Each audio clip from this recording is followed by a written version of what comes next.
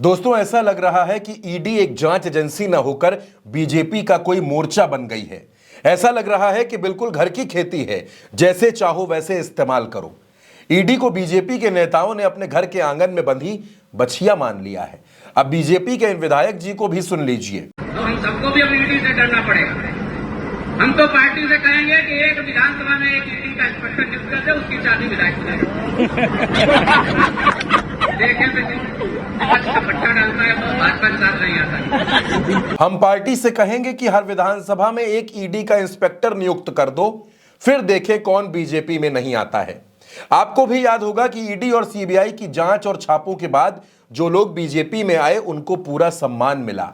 अब विधायक जी कह रहे हैं कि ईडी इंस्पेक्टर की चाबी हमको दे दो, फिर देखें कौन पट्टा नहीं पहनता, कौन बीजेपी में नहीं आता।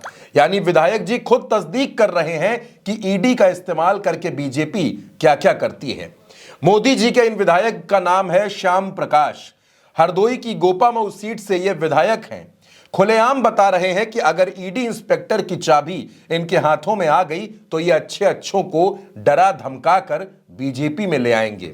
फिर विपक्ष में कहां कोई बचेगा, सब बीजेपी में होंगे। दोस्तों, ये ईडी की विश्वसनीयता पर बड़ा सवाल है कि कोई भी विधायक ईडी को लेकर कुछ भी बोल रहा है और बिल्कुल साफ है कि बीजेपी किस तरह से ईडी का इस्तेमाल करती है। ईडी ना हो गई घर का खिलौना हो गई, ईडी ना हुई सत्ता की कठपुतली हो गई।